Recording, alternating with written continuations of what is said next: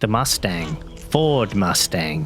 What you're about to see is more than an automobile, it's an icon. The Ford Mustang, from steel and chrome to silver screen legend, from the birth of a new category to a cultural phenomenon that spans decades. Today we step into the world of the Mustang through the immersive exhibit that I filmed in downtown Los Angeles, and through archival footage and films that have cemented its place in history. The Mustang launched in April 1964, and over 60 years later it remains in production, evolving yet still instantly recognizable. As you watch, you're not only seeing cars, you're seeing stories of design, of aspiration, of speed, of rebellion. Every generation of the Mustang has carried forward a legacy. Let's begin at the start.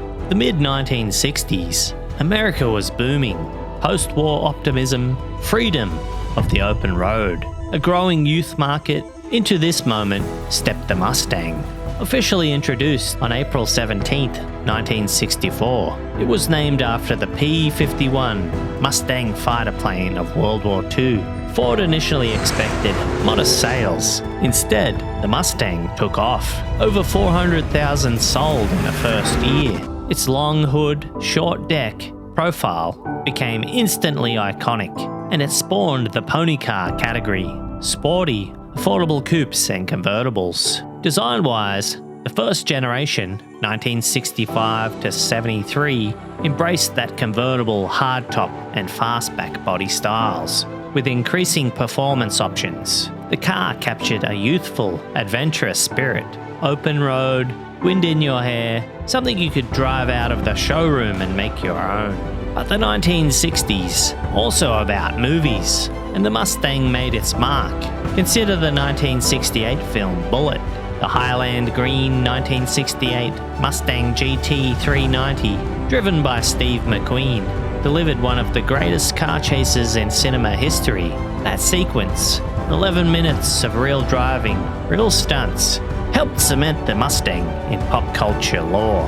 So by the end of the decade, the Mustang was more than a car, it was a statement. 1970s, second generation and challenges. The 1970s brought big changes, with rising fuel prices, emissions regulations, and shifting consumer tastes. The Mustang entered its second generation, 1974 to 78, as a smaller, lighter version. This era was less about raw muscle and more about adapting to new constraints. Smaller engines, less horsepower, more emphasis on economy. The Mustang, too, became almost a different animal.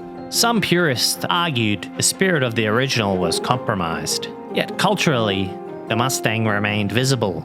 Films and pop culture kept referencing it. For example, while not strictly from the 1970s, the original 1974 version of Gone in 60 Seconds featured a yellow 1971 Mustang sports roof dubbed Eleanor as the ultimate car to steal.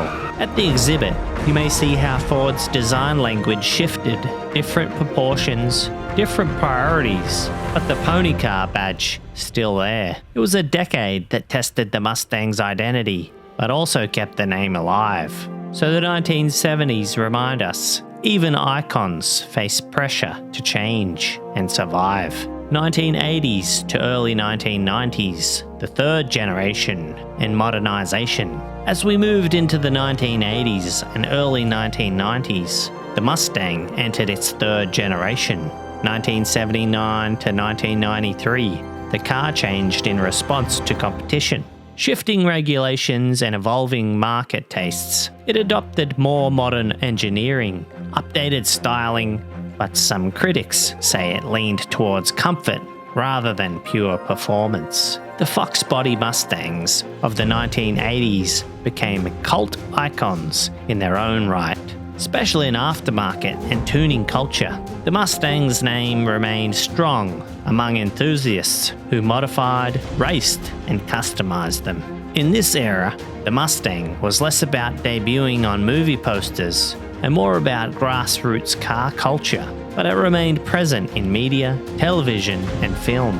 Although less prominent, than the original Star. Over the years, the car's internal architecture evolved. Improved chassis, more aerodynamic shapes, alternate powertrains. This era laid groundwork for what the Mustang would become in the 21st century. So the 80s and 90s were about reinvention and keeping relevance while still honouring the legacy. 1994 to 2004, fourth generation, revival and performance. Entering the mid-1990s, the Mustang got a fresh shot of vitality. With the fourth generation, 1994 to 2004, the team at Ford aimed to modernise the car. Sharper styling, stronger performance variants, advanced suspension, hoping to recapture some of the magic. During this era, you'll see Mustangs in movies again and become part of younger generation car culture. Street racing, customizing, the Mustang shed some of its giant muscle car excess and embraced a more refined performance image. The Mustang design echoes back to the 1960s nostalgic cues while adopting modern features. It's a generation that balances heritage with relevance. By the early 2000s, the Mustang was back as a credible performance car again, setting itself up for what was to come. 2005 to 2014, fifth generation, retro revival and film appearances. The fifth generation, 2005 to 2014, saw the Mustang fully embrace its heritage. Retro styling cues harked back to the 1960s fastback profiles, sharper performance, modern engineering. The 2000 remake of Gone in 60 Seconds, starring Nicolas Cage, brought the Mustang, Eleanor, into popular culture. The car, a stylized 1967 Mustang Shelby GT500 clone, became one of the most desirable movie cars of all time. The 2000s show how Mustang culture matured. Performance variants, special editions, high-tech variants. The car isn't just nostalgia, it's alive and modern. It's a decade where the Mustang reclaimed both its heritage and its future. 2015 to present, sixth and seventh generations. Global icon and film legacy continues. From 2015 onward, the Mustang has entered its sixth generation, with seventh following, and truly become a global icon. Engineering now features independent rear suspension, modern turbos, global markets, and yet the car still evokes its roots. On film, the Mustang continues to thrill. In the first John Wick 2014 film, the main character, John Wick, drives a 1969 Mustang, often cited as the Boss 429, though likely a Mark I variant. The car is not simply transport, but part of the narrative. That scene reminds us that the Mustang's presence in films spans generations, a car with legacy, but also contemporary relevance. Today, the Mustang stands at more than 10 million units produced. It remains rear-wheel drive, still bold in attitude.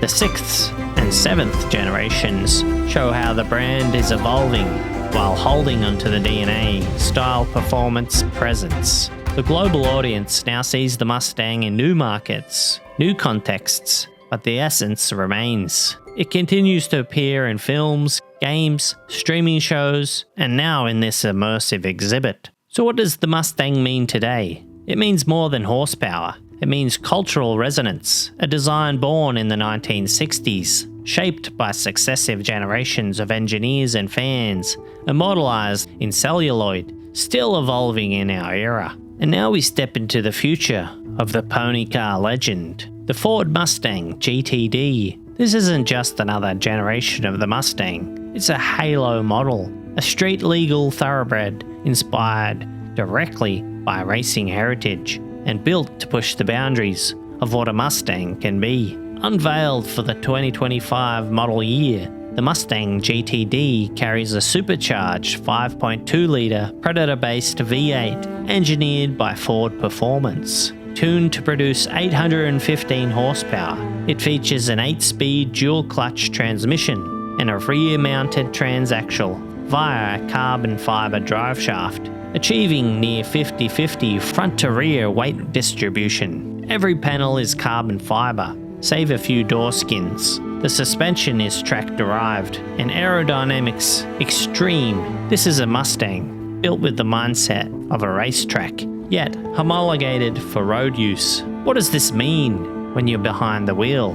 Ford says the Mustang GTD is the quickest road-going Mustang ever. In independent testing, it sprinted to 60 miles per hour in around 2.8 seconds. The original Mustang was about accessible performance in the 1960s. The GTD is about ultra performance, craftsmanship, and engineering excellence in the 2020s. From the birth of the pony car through to culture and film, and now future and performance, the GTD represents the pinnacle. It's the chapter where the Mustang becomes less of a mass-marketed icon and more of a collector's masterpiece. Here is the Mustang unleashed. The Mustang GTD doesn't abandon its DNA. It has the long hood, short deck silhouette. It harks back to the 1960s design cues. It retains rear-wheel drive and bold American performance. But it also says, this pony isn't just running, it's racing. Ultimately, the Mustang GTD is a statement. The heritage is honored, the technology is unleashed, and the Mustang legend enters a new era. In the Mustang GTD, we see where the legend goes next. Bold, fearless, uncompromising.